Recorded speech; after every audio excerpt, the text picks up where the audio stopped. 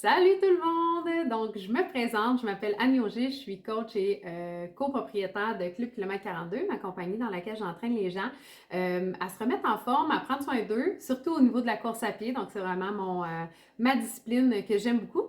Je suis en compagnie actuellement de mon amie. Si c'est pas la première vidéo que vous écoutez, vous savez que c'est mon amie, ma massothérapeute, ma chum de course. Donc, je suis vraiment contente de partager ce moment-là avec toi, Joanie. On était en train de préparer des vidéos sur plein d'autres sujets que vous allez soit voir plus tard ou avoir vu.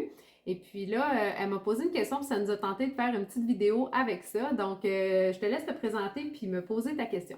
Alors, moi, c'est Joanie Vachon-Perron. J'ai fait ma technique en réadaptation physique et je suis maintenant massothérapeute et entraîneur privé en devenir. Et moi, j'avais une question pour Annie. J'ai encore de la misère, moi, à savoir un peu différencier là, en fait nos douleurs puis ce qui nous empêche de nous pousser versus que vraiment si on a besoin d'écouter notre corps ou bien si on est capable de se pousser encore puis d'essayer de faire la différence là-dedans.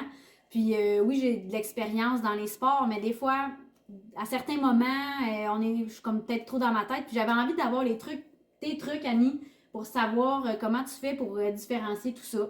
Cool! Ben, j'étais vraiment contente quand tu m'as posé cette question-là parce que ça m'a obligée à réfléchir puis ça m'a quand même mis en contexte que même si je connais les trucs, je les applique pas tout le temps. Fait que faites-vous-en pas avec ça, même si je suis capable de vous dire ça, c'est pas nécessairement évident.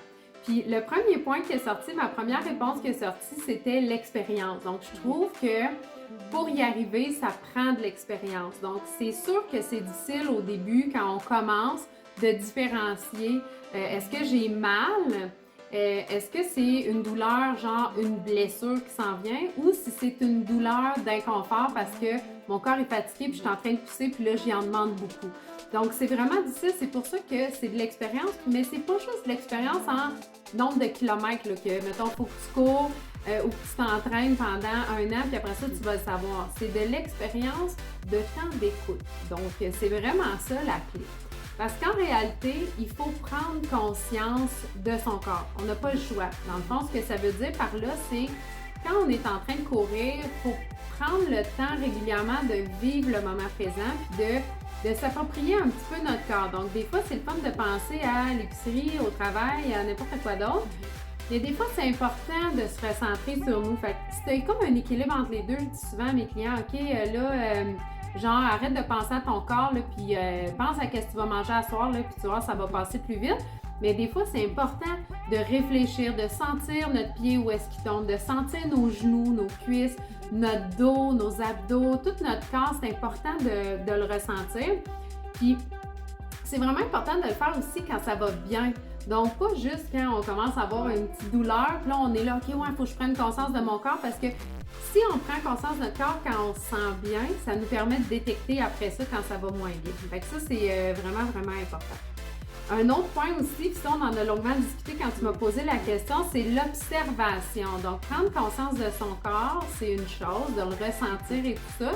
Puis à un moment donné, c'est un peu de sortir de ça puis d'observer qu'est-ce qui se passe. Donc, pendant qu'on est en train de s'entraîner, on observe, mais aussi après. Donc, tout de suite après m'avoir entraîné, puis exemple le surlendemain ou l'autre journée d'après, puis même, je dirais jusqu'à 3 jours, parce qu'on va en parler tantôt, là, des raideurs, mais c'est important de dire, est-ce que j'ai vraiment, j'ai ressenti quoi pendant ma course, puis là j'ai fini, puis je le ressens encore ou je le ressens plus. Donc ça c'était super, c'est vraiment quelque chose d'important. Puis je dirais même aussi l'intensité de votre inconfort pendant. Tu sais, si on est capable de le quantifier, là, 0, c'est pas du tout, là, on est top shape, puis 10, vraiment, on s'en va à l'urgence, là. Nous, en réadaptation physique, on essayait souvent d'avoir un degré parce que la douleur, c'est très subjectif. La douleur, inconfort, fait que vous pourriez vous le noter, tu sais. En bas de 5, là, moi, je parle plus d'un inconfort, surtout si on dit que ça perdure pas dans le temps non plus, là. Exactement, tellement. Parce qu'une vraie douleur, dans le fond, c'est. Moi, souvent, quand je pose la question à quelqu'un avec qui je suis en train de courir, puis il me dit qu'il a mal, t'as mal comment? Est-ce que tu ressens? Puis moi, j'ai souvent le mot comme un pincement. Tu sais, comme un point à un endroit précis, là. Tu sais, le muscle, tu sais, des fois, il peut être raide et tout ça, mais il y a comme un petit point en quelque part là, que ça va rester. C'est comme plus ciblé. Puis là, c'est là que, qu'est-ce que tu disais, Joanie? C'est ciblé, puis ça reste. Donc, exemple, je suis en train de faire un intervalle, puis là, oups, ça pince, mais quand j'arrête, ça pince plus, puis quand mon training finit, ça pince plus, mais peut-être que mon intervalle, je l'ai bien poussé, puis c'était comme ça. Fait que je suis pas rendue à la douleur qui fait que je suis plus capable, mais si c'est une douleur persistante qui fait que faut que tu boites, c'est clair, c'est logique que c'est ça. Mais si c'est vraiment juste comme, c'est ça, une douleur, mais c'est pas trop ciblé, c'est assez général. Tu sais, moi, je dis souvent à quelqu'un qui est en train de faire un intervalle, t'as mal aux deux cuisses, là, c'est assez rare, là. C'est assez rare que tu te claques deux cuisses en même temps, là. C'est sûrement parce que t'es juste bien fatigué puis que c'est pas évident. Fait que ça, c'est important. Puis aussi, les raideurs, j'en parlais tantôt, les raideurs, les courbatures. Donc, si vous vous êtes entraîné la veille ou il y a 2 jours, une courbature, là, ça va durer 24 à 48 heures. Là. Au-delà de 48 heures, c'est là que c'est comme plus problématique. Là. J'aimais les mots que tu as utilisés tantôt, Joanie. C'est comme, peut-être que le dernier entraînement que vous avez fait devrait être revu. Là. Il était peut-être un petit peu trop intense. Ou justement, ben, peut-être qu'il y a une blessure qui est en train de sortir. Fait que ça, c'est vraiment important d'être à l'écoute de ça. Ça, c'est plus comme la relation de sensation, est-ce que c'est une douleur ou quoi que c'est ça. Là, je vais vous tracer une belle ligne. On ne parlera plus de douleur, OK? On va parler d'effort. Puis là, tantôt, on disait, on se sous-estime, OK? Moi, je dis souvent aux clients, quand tu penses que tu n'en as plus, mais qu'il y en a encore. Donc, ça, c'est cette zone-là qui est le plus dur à déterminer. Parce que quand on a une douleur, on a une douleur. Fait que, qu'est-ce que je veux dire par là, c'est souvent quand on est en train de faire un entraînement, puis que ce soit un entraînement, oui, de course ou un entraînement, l'exemple, on fait des squats sautés ou des burpees, ou peu importe, là, on fait des squats, là, on est comme, sérieux, je suis plus capable, là, j'ai mal. OK, j'ai mal, mais tu sais, t'as pas mal, là, t'as pas de pincement, t'es pas en train de te blesser, mais t'as mal, tes muscles se chauffent, puis t'as l'impression que t'es comme plus capable de continuer.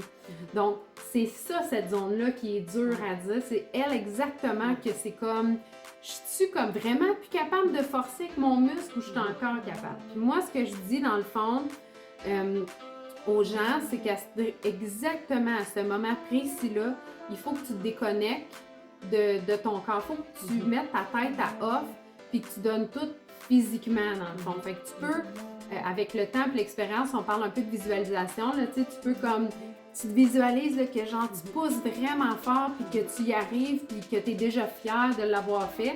Puis habituellement, ce petit sentiment-là, il continue. Tu sais, quand on le fait en groupe, souvent, c'est ce petit bout-là que le groupe nous amène, que quand on est ça, on est comme « Ah, c'est pas dur, je lâche, je l'abandonne. » Puis une autre chose aussi que je vais donner comme truc pour aller, parce que je parlais d'expérience tantôt, puis d'écoute, là, mais ça, c'est des trucs pour créer cette expérience-là, dans le fond. Fait que l'autre truc que je vais dire, c'est exemple, tu es en train de faire des intervalles, des répétitions. Là, tu es comme, tu finis ta minute. OK, là, je fais ma minute.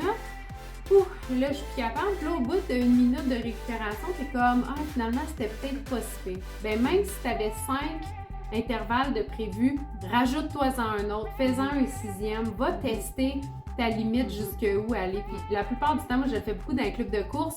OK, aujourd'hui, on fait 5 fois 2 minutes. Là, tout le monde est comme, ah, puis là, le 5e, puis personne n'est capable. Puis comme par magie, j'en sors un de mon chapeau, une petite surprise.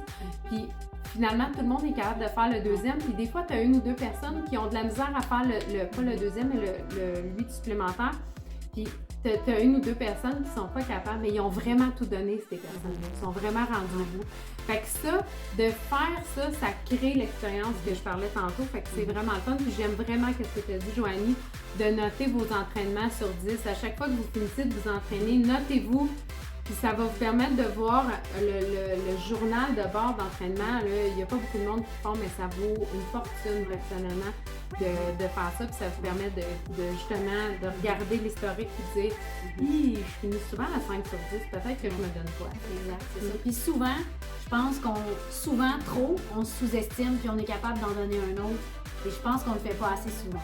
Tellement. Puis c'est cette fois-là de plus qui nous amène à vraiment augmenter notre vitesse, augmenter notre distance, augmenter... Ça travaille le mental. Exact, On c'est renforce notre mental aussi en faisant ça. Ouais. Fait qu'on est encore plus gagnant de se pousser davantage. Exactement. Puis moi, ce que je dirais aussi, c'est que si jamais vous pensez avoir une blessure, là, une douleur qui persiste vraiment dans le temps, souvent vous pouvez penser que la douleur, elle va être là à l'entraînement.